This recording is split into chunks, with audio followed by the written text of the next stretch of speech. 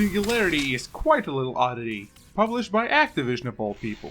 Singularity is one of those games I always saw somewhere, usually in the pre-owned 360 shelf, and in the shelf of cheap-as-dirt PC games. This was probably thanks to its ridiculously bland box art, but nevertheless, it eventually made it into my life, via an Activation Steam sale. I was intrigued by the screen caps, and for a price lower than cafeteria lunch, I couldn't pass it up. And luckily the game turned out to be a lot better than I anticipated. It has some great things going for it, things that breed creativity, especially with aesthetics. Now throughout the game you'll be traversing the abandoned island Katorga 12.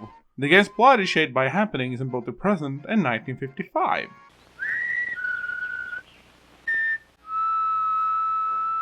With that, it's not a surprise that the environments of the game have a lot of style going in their favor. Like the guns, except for the pistol you start out with, and maybe your rifle. The guns you find throughout the game are all found here, as in on Katorga 12. The minigun, for example. Friends through eternity, loyalty, honesty will stay together through thick or thin. It looks old, but still science fiction-esque. Not that the 1950s didn't have science fiction, they had loads of it. But you don't see the variables of this game and go, oh, the 50s are probably involved. It's all common postmodern tech, but with elements of 1950s military architecture, if that makes any sense. And by common I mean all the guns, and not this device which allows you to manipulate time and space.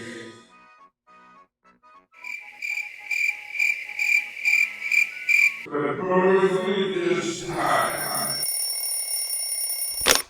Shut the fuck up! No!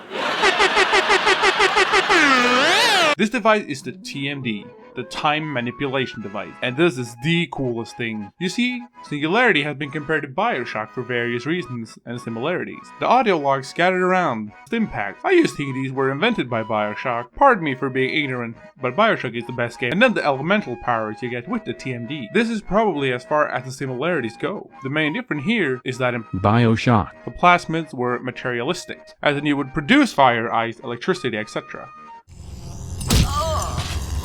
While in Singularity, all you do is manipulate time, even though you do also get telekinesis eventually. This is largely limited to making things age. Like this box, it can be used on enemies, and the combat is limited to what it looks like.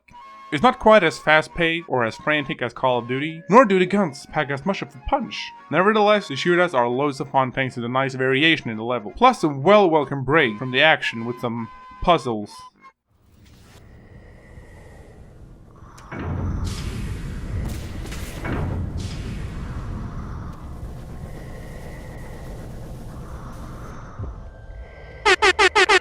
And talking to other characters, even though they're not memorable in the slightest. Likeable, sure, but not very memorable. And that's a major issue, not only one that plagues this game, but several games in the same genre. That every character of any importance only exists for the sake of the plot. I'm not saying that every character should get so much development, just that they're granted some traits outside of the plot's convenience. And in Singularity's case, it's just especially terrible with its characters. There are 3 characters, and they are all there for the sake of tailing the player through an already heavily scripted journey. Granted, this is understandable, as games of this genre are largely linear. But even in games like Call of Duty, we get to see central characters emote and exchange dialogue outside of the plot's relevance. The intel is good. Hades is meeting with his financial backers in Santorini 24 hours from now. Mr. Irons, the protocols for mounting an assault... This man is responsible for 50,000 deaths, General. It's just our couch!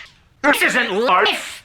Essentially, Singularity is the bare skeleton of a popcorn game. A game for the average Joe, who's not up for too much thinking after a long day of work or school. However, for a game tackling the concept of the Singularity, the idea of artificial intelligence evolving past its reliance on human control. And not only that, but making the game about time travel, it should be so much more complex. And yet, it should also be less ambitious. Don't try to tell me the idea of time travel and the Singularity crossing isn't intriguing as fuck. But it's sadly just done so lazily here, and even then, I feel bad for thinking so, since the game presents some novel ideas that intrigue me greatly. Overall, the game is painfully average in its core mechanics, but thanks to these novel concepts, cool as heck environments, and great pacing, it holds up well above its competitors in my honest opinion. I played through the game twice since I picked it up, and on my second playthrough just mere days ago as of writing this, I plowed through it in less than 4 hours.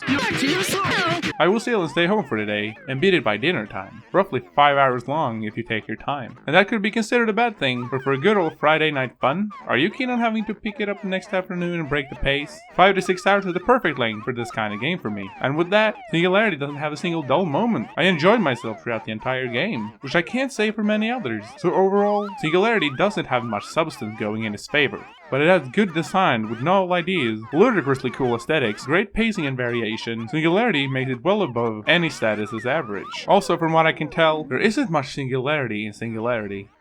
What's up with that? It's just a couch! This isn't life!